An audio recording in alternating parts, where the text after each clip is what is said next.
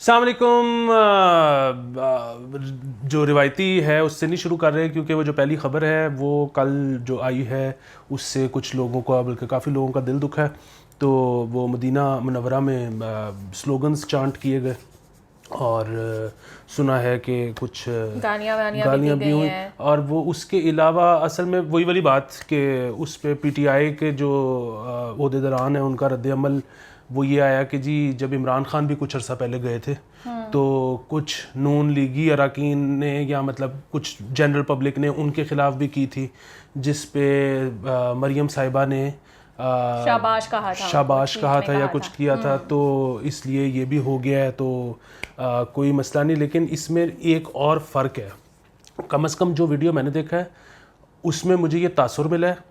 और शाहज़ेन बुगटी साहब पता नहीं ठीक कह रही हैं गलत कह रही हैं, लेकिन उन्होंने ये कहा है कि जी वो हमें धक्के देने की भी कोशिश की है, बाल खींचने की भी कोशिश की गई है। यस। हाँ, तो ये मरियम औरंगज़ेब के साथ भी यही केस है कि उनके भी बाल जो है वो खींचने की कोशिश की गई थी। अच्छा, तो ये एक डिफरेंस है, नंबर एक चीज़। नंबर दो चीज़ ये कि इसमें हमारी ज़ाती हैसियत में तो अपील यही है कि बाकी तो जो मर्ज़ी करें, मतलब जो भी कानून वहाँ पे लागू होता है वो वही करेंगे, हमने क्या करना है अगर कोई होता है तो।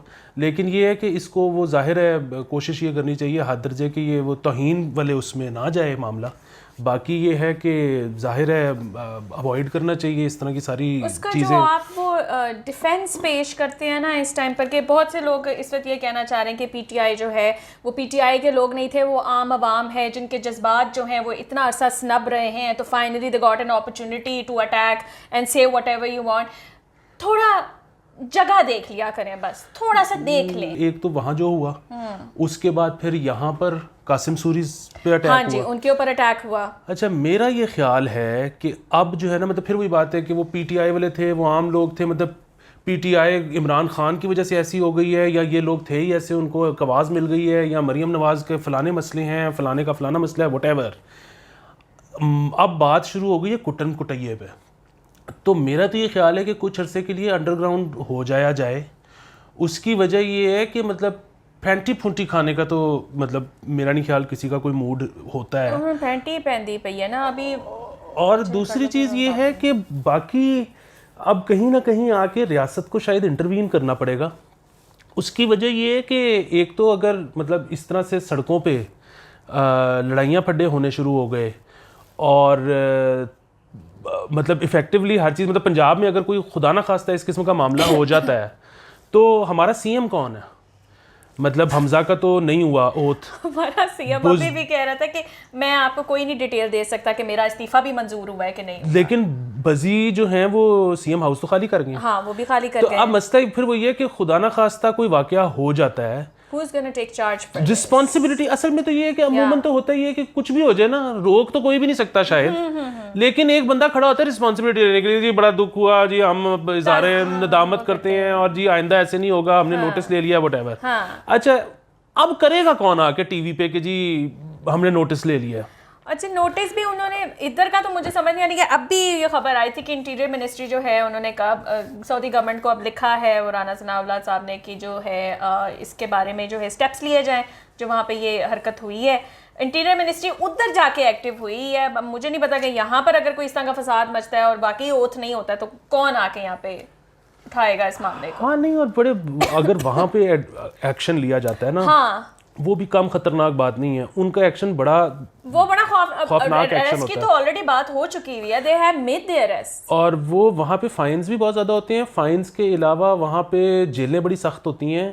मतलब वही बात, अगर ये आम लोग थे तो बड़ा बेचारे अब टफ टाइम में से गुजरेंगे, मतलब बेचारे उनको कहना चाहिए या नहीं, लेकिन जो भी है उनकी वजह से जो बाकी वहाँ पे जो हमारे लेबर है, जो स्किल्ड लेबर वहाँ पे काम कर रही है, उनका टफ टाइम ज्यादा होगा Ali. It's always the actions of few जो कि रिफ्लेक्ट उन पे करेंगे। उनको कोई जीने दे ना दे, उनको वीजे मिले ना मिले, तनख्वाहें मिले ना मिले, तो रेप्रिकॉशन सिर्फ एक शख्स के लिए नहीं होता, पूरी कम्युनिटी के लिए होता है। बाकी आपने अगर डिफेंड करना है तो कर ही जाएं, वो फिर उसका अब हमारे पास कोई इलाज नहीं है। लेकिन फिलहाल तो ज़रूरत मेरे ख्याल में इस चीज़ की है कि सबको बिठा के ये कहा जाए कि अपने फॉलोअर्स को ज़रा इजी करें, जो जुल्फी बुखारी इस वक्त कर रहे हैं। वजह ये है कि ये अगर आउट ऑफ हैंड हो जाता है तो ये फिर पता नहीं ये किस तरह संभलेगा। एंड अली नॉट जस्ट दिस, मैं इसी में इंक्लूड कर देती हूँ, मैं अभी इफ्तिखार फिरदौस साहब की वो देख रही थी केस, उन्होंने पेशावर हयाताबाद की मस्जिद के बारे में डिस्कस किया है कि वहाँ पे इमाम ने अपने खुतबे में आज जो है वो जिक्र किया है इस पूरे वाक़े का।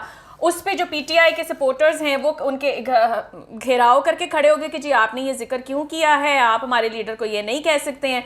वहाँ के जो बड़े थे बुजुर्ग वो उसके अंदर इंटरवीन किया, बड़ी मुश्किलों से इमाम साहब को वहाँ से बाहर निकाला है।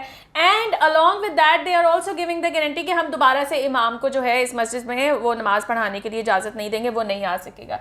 एंटी तफेन नहीं चलना मुल्क, मतलब आप किस एक्सट्रीम तक जा रहे हैं कि कोई कुछ ना कहे इमरान खान को, बस असी जो कर रहे हैं ना सानू करन दो। बस ये वही वाली बात है कि अक्रॉस बोर्ड सबको ये समझाना पड़ेगा, क्योंकि वही वाली बात है कि फिर रिटेलिएशन यहाँ भी हुई है। हाँ। और इस तरह से ज़ाहिर है मुश्किलात पैदा हो जाएंगी। जी मैं अभी पिछली उसमें ये भी फंसा हुआ हूँ कि ये जो पीटीआई की इतनी डिमांड है कि इलेक्शन फौरी तौर पे करा दिए जाएं, ये अगर वो किसी भी वजह से सही या गलत धांधली या वटेवर अगर वो इलेक्शन हार गए तो फिर की करेंगे साढ़े फिर यही होगा। तो इस पे बैठ के ना सब स्टेक होल्डर्स को पहले एक जगह बैठना चाहिए कि ठंडा कराओ, कि फैसले लें सबसे कि अच्छा ये होगा तो क्या होगा, वो होगा तो क्या होगा, फिर उसके कोई ऐलानात करवाएं, कुछ करें, क्योंकि फिलहाल ये चल नहीं रहा। फिलहाल तो बिल्कुल हम जो है ना वो स्टेलमेट पे खड़े हुए हैं। अभी वो ये स्टेटमेंट दिए जा रहे हैं कि जी पीटीआई के लोग नहीं थे वहाँ पे, पीटीआई के लोग नहीं थे, लेकिन अगर आप शेख रशीद की पहली स्टेटमेंट देखें तो उसने साफ कहा था कि ये हरफ में जाएंगे ना तो देखना हम उन्हें वहाँ पे बैठने जोगा नहीं छोड़ेंगे। He had already given the statement, ठीक है। और उसके बाद ये however for a pleasant change Zulfikar बकारी को जहाँ क्रेडिट देना चाहिए वो देना चाहिए। वो कह रहा है ऐसे बैठ के, एक तो उसने ये कहा पता नहीं उसे क्या हुआ है, वो कह रहा है कि जी पीटीआई की लीडरशिप ने बंदे सही इकट्ठे नहीं किए हुए थे, ठीक है, टीम ही खराब थी। Now he is also which I'm going to endorse as well, he is asking the followers of PTI कि please calm down, आप जहां भी हैं ना खुदा का वास्ता है अपने आप को काम डाउन करें। आई थिंक हर पार्टी को ये करने की जरूरत है। और उससे वो जो सारी कम्युनिटी वाली बात थी, वो हमारी वो बात जो हमारा खौफ था वो काफ़ी ठीक साबित हुआ, टर्की वाला। सो लेट्स जस्ट, अगर मैंने मनूस खबरें देनी है तो फिर इसी पे नो कि अभी हमने कुछ दिनों पहले अपने एपिसोड में डिस्कस किया था कि पाकिस्तानी मर्द हज़ार जो है टर्किश ख़वातीन या वहाँ पे जो भी टूरिस्ट आई हुई हैं टर्की में, उनकी पीछे से वीडियोस अजीब से, फिर उनके खिलाफ एक ट्रेंड बनना शुरू हुआ ऑन ट्विटर के पाकिस्तानी मर्दों ने ये किया है। अब मैं आप लोगों को बहुत बेहतरीन न्यूज़ देती हूँ कि Turkey has tightened up its rules for granting visas to Pakistanis, thanks to all of the man जिन्होंने ये सारा किया है। और उसमें सिर्फ ये वजह नहीं थी, उसमें ये भी केस सामने आया है कि पाकिस्तानी बंदों ने जो है नेपाली 4 लड़कियों को पता नहीं किन को उठा के ले गए हैं अबडक्शन केस में, और फिर उसके बाद उन्होंने वीडियोस बना के डाली है। रैंसम जो है वो 1 लाख यूरोज जो है वो रैंसम भी मांग रहे हैं, और वो भी वीज़ा जो है टर्की वालों ने कहा कि हुन 80 नहीं जी देना। आप खुद देख लें, हरकत वही बात है कि 4 बंदे हरकत कर रहे हैं या 1 बंदा हरकत कर रहा है, स्यापा सारों के लिए पड़ता है। तुसी डिफेंड कर लो वो जिद प्यो नू तुसी डिफेंड करना है, वो तुम्हें तो नहीं मिलने वाला, तुम तो नहीं जाओगे। हाँ नहीं वो तो खैर बस ये वीज़ों चीज़ों के बड़े रौले हैं। चलिए मैं आपको थोड़ी सी ना अच्छी सी तरह खबर दे देती हूँ, वो ये है कि ईद आने वाली है। आई होप आप लोग सारे तैयारी कर रहे हैं। ईद पे ना इस दफ़ा 4, 5, 6 को कोई मूवीज़ आ रही हैं जो रिलीज़ होंगी, उसमें मैं नाम आपको बता देती हूँ, देखनी आप लोगों ने है नहीं है, कोई टाइम पास करने के लिए अच्छा एसी मिल जाएगा घर में, अगर बत्ती के भी ना जाके सिनेमा में बैठ जाए, वहाँ पे एसी चलता रहेगा, ये मैं आपको गारंटी दे रही हूँ। पहली है Goga Lahoria, what's going on in here, और तेरे बाजरी दी राखी, चक्कर है, पर्दे में रहने दो, ये मैं पर्सनली इंडोर्स कर रही हूँ क्योंकि इसकी कास्ट अच्छी है, और एक वो है आपने घबराना नहीं सबा कमर की, एंड एक और मूवी थी जो कि आनी थी लेकिन वो नहीं आई, और वो है द मस्तम के नाम से, अदनान सिद्दीकी की फर्स्ट प्रोडक्शन थी, इमरान हाशमी की पहली मूवी थी। फिर वही बात हुई है अली कि जहाँ उन्होंने वो हर चीज़ में, जब भी आप किसी भी नए बंदे से जाके पूछते हैं कि तुमने मूवी बनाई है उसके अंदर क्या स्टोरी लाइन है ना, तो वो हमेशा ये कहते हैं बस बड़ा लाइट सा मजाक है और थोड़ी सी लव है और ये वो ना।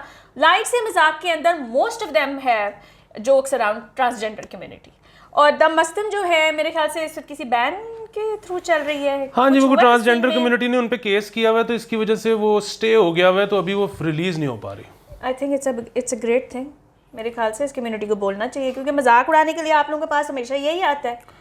वो इसका तो मुझे पता नहीं फिल्म का, मतलब मैं तो इतनी न्यूज़ ही देखी है, लेकिन वो जो है ना बिल्ला लाहौरी की आप बात करती ना जी, गोगा लाहौरी की मैंने BTS देखे हैं, गोगा लाहौरिया यूट्यूब पे बड़े मज़ेदार BTS हैं। अच्छा, उसमें वो जो ख़ास तौर पे सबसे मज़े का है कि वो मोहम्मद राना से वो पूछ रहे हैं कि फ़िल्म कैसी है। तो उसने कहा यार सभी कहते हैं कि बड़ी हटके है, लेकिन ये वाकई हटके है। वैसे तो खैर मैं अभी पूरा गाँव मार के आया हूँ लेकिन इस फिल्म में एक्शन के अलावा भी चीज़ें हैं। उन्होंने कहा अच्छा चलो जबरदस्त। उन्होंने कहा कि स्टोरी जो है वो किस पे है कहानी ये जो फिल्म बना रहे हैं ना ये उन्हीं की लाइफ स्टोरी है। तो ये इस तरह के लोग मुझे बड़े अच्छे लगते हैं जिनको लगता है ना कि हमारी फिल्म हमारी ज़िंदगी इतनी इंटरेस्टिंग है हाँ कि इस पे फिल्म बननी चाहिए। देखिए क्योंकि वो फिर भी बात है वो ज़िंदगी उतनी इंटरेस्टिंग है या नहीं है। एक तो आप वो बहादुरी देखें कि उनको लगा कि मैंने पूरा गांव कत्ल किया हुआ है, तो इस पे इसको डॉक्यूमेंट तो होना चाहिए किसी किसी जिगरे दी गाले। दूसरी चीज़ ये है कि देखिए इंडस्ट्री पाकिस्तान में तो ऐसे ही लोगों पे चलती है ना, मतलब जो पैसा वही लगाता है, वरना तो अमूमन लोग खौफजदा रहते हैं कि फिल्म फ्लॉप हो जाएगी। गुजरों के बारे में यही कहा जाता है, बुड्ढा गुजर या दूसरे जो सारा था वो अपनी ही बरादरी ही थी, वो एक ही फैमिलीज, दो फैमिलीज थी आपस में जो मूवीज ये बनाती रही हुई हैं, वो इस बिजनेस में थी। तो इसके अलावा मेरे ख्याल से कोई स्टोरी आ भी नहीं सकती। जो आने की कोशिश की है वो बैन हो गई है, मतलब स्टे ऑर्डर है उसके ऊपर।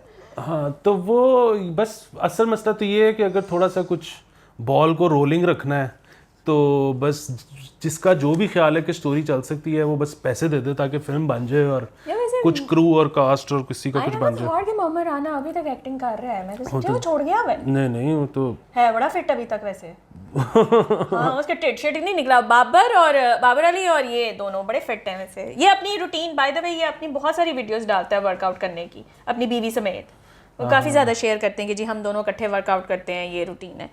खैर अच्छा नेक्स्ट जो खबर है वो ना मैं उसके बाद आती हूँ आई थिंक थोड़ा सा और गैप आ जाए।